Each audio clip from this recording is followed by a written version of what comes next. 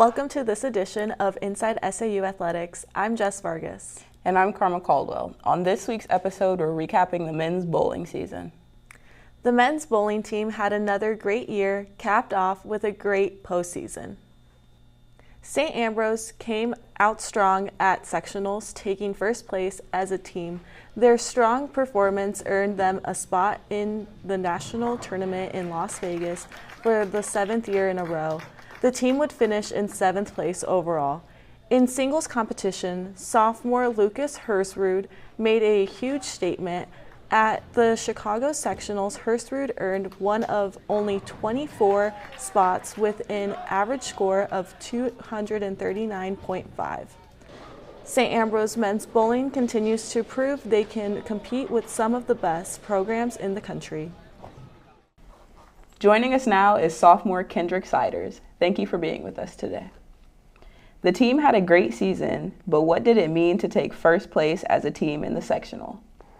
It felt pretty good. I mean, our Hoosier experience wasn't the best, and we knew that we had some stuff to work on going into sectionals, and we just wanted to prove, some people wrong, and we went to sectionals and just bowled super well, and all the practice and hard work paid off. Describe the experience of bowling at nationals in Las Vegas. It's very exciting because you have all these really good teams there and everything, and you want to compete with them. And you have your parents and all the other people that have been supporting you throughout the whole entire season, and you want to bowl really well, not just for yourself, not for them, but for your teammates too. Overall, how do you think the program's success has influenced your growth as an athlete? I mean, coming into college bowling as a freshman, I didn't really know a whole lot, and now I bowled in the anchor spot most of the year, I'd say, and I would definitely say I've improved a lot since I've came here and everything. Thanks again for being here with us. Coming up next on Inside SAU Athletics, we'll talk to head coach Eric Littig. We'll be right back. Capture a piece of the past with Trash Can Annie, where vintage meets vibrant in every stitch. Browse our carefully curated collection of clothing and accessories ranging from the late 1800s to current styles. Dress to impress with Laura's unique style and wardrobe consultations. Find a style and make it yours with Trash Can Annie, your destination for timeless fashion. Visit Ragged Records, one of the largest record stores in the Midwest. Browse more than 30,000 new and used records, from timeless classics to new releases, and rare finds in every aisle. New to collecting vinyl? Check out our large selection of stereo equipment to spruce up your listening experience. Find your groove at Ragged Records, located along Motor Row in Davenport and in Rock Island next to Roz Talks. Whether you're a competitive runner, looking to stay fit, or just looking for comfort and support, Running Wild has you covered. Locally owned for more than 3 decades, Running Wild is the Quad City's trusted source for athletic wear and accessories. No matter your experience level, we'll help you find the right fit with all the top brands for running and walking and the latest in running apparel. Open 7 days a week, just up Brady Street. Don't walk, run to Running Wild, your run specialty store.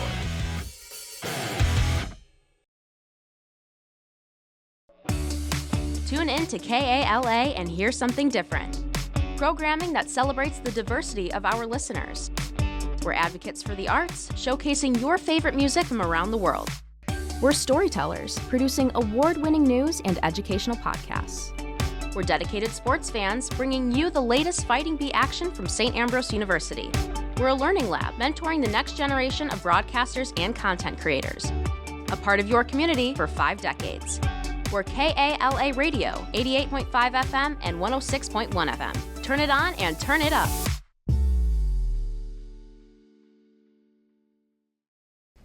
Welcome back. Joining us now is the head coach of the men's bowling team, Eric Littig. Thanks for being here with us today. You're welcome. First question, What would you say was your main focus for your team this season? Well, our goal was to try to win a national championship, but you realize there's a lot of really good, outstanding teams in the country, and that's a hard task.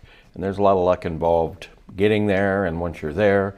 So really, as a team, you're just looking to improve throughout the season, individually and as a team. And luckily your team was good enough to make it to... Yeah, I mean, we bowled outstanding at sectionals in Chicago, and we ended up winning that sectional, and that got us a ticket to nationals. The top 4 teams from all 4 sectionals go. So by the time you get to nationals, you're down to 16 of the very best teams in the country. That's great. So what would you say were some of the strengths you noticed this season that have improved from last season?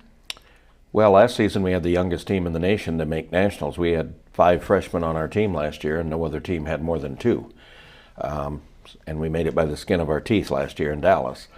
So this year we had a lot of our freshmen naturally become sophomores, and we had 2 transfer students part of our varsity team this year. So you're looking, at a cohesive unit between those players, intermingling the new players that are coming in with to your program, and you work on the fundamentals. You're not just mechanically, but mentally more important than anything, and strategically and versatility wise. So there's a lot of factors that play into that. But as a team, you're looking to improve each bowler individually and also as a team. You touched on improving as a team and individually. So how would you describe your coaching philosophy? Like, what goes into your game day preparations? Well, I'm not big on game day preparations because the preparation takes place before game day. Mm-hmm. But our bowlers, as with any program in the United States, every bowler is working on different things. Each bowler is not strong in the same area. So some bowlers might be struggling a little bit with their mechanics or their balance, and other bowlers might be really sharp and heading into postseason competition. They just may need to get some confidence and make sure they're ready to go. So everybody's working on different things. I'm working on different things to continue to become a better coach. So there's really no cookie cutter mold that applies to everybody. But if everybody's working on those things that they need work on, then the team will improve as a result of that. So qualifying for nationals is great and all, but what does it mean to you to see your program qualify for 7 years in a row now? That's a direct result of the talent that we get here at St. Ambrose, and talent brings talent. So we've been ranked in the top 8 now, 7 years in a row at the end of each season, and that's something that I take great pride in. I've never thrown a ball collegiately. I don't bowl. But our bowlers, they are responsible for that. Their passion and their enthusiasm and their work ethic, they are responsible for our results each and every year. And I take great pride in being a part of that success as the coach. But nothing happens if the bowlers don't commit to being a student athlete, and that, in the classroom and on the lanes. Mm-hmm.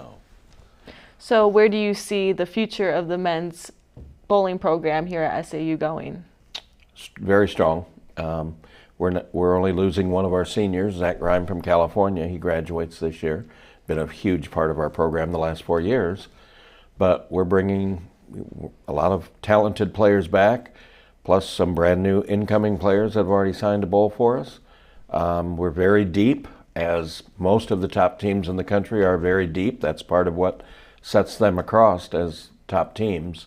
So I have no reason to think that we won't continue to be competitive with the best teams in the country in the future. I don't want to sound boastful, but I'm very confident that we'll continue to be a good program. And confidence is definitely key. Without a doubt, yeah. Yeah. I've been coaching for 35 years, and I always stress to every kid I've ever coached, always be confident, never be cocky. Mm-hmm. You want to believe that you're going to go out there and beat somebody, but you've got to go well to do it. Words aren't going to do it. Yeah. So.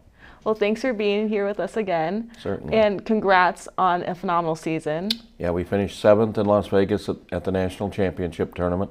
We lost the first round in a heartbreaker, 4-3, and one of our better bowlers went out with a cramp before Game 2 even started. So I had to make a substitution. That was a heartbreaker. But we have the depth to fill in behind anybody. And we lost a heartbreaker to Wisconsin Whitewater, and they ended up winning the national title. So they won our first round against us, and that put us in the consolation bracket. And we won 2 matches on Friday morning and ended up losing in the next round to finish in a tie for 7th. So were we happy? No, because we wanted to win the national title. But overall, it was a very good tournament and a very good season. So And I'm it very sounds proud like of your everyone. bowlers had a lot of fun too, which is what matters at the end of the day. Yeah, It's the experience. you can win every tournament, and if you're not having fun along the way, I don't want to be a part of it. Exactly. Yeah. Well, thanks again. As the team's season comes to an end, they say goodbye to 3 senior bowlers, Zach Grime, Brendan DeWorth, and Anthony Mastriani. The Bees are set up for future success with several underclassmen making contributions to the team, including national single qualifier and current sophomore Lucas Hersrud. That's all we have for you on this edition of Inside SAU Athletics. Remember to check out the SAU TV, Facebook, and Instagram pages for our latest episodes, game highlights, interviews, and more. You can also find them on The Hive at sauthebuzz.com. Thanks for watching.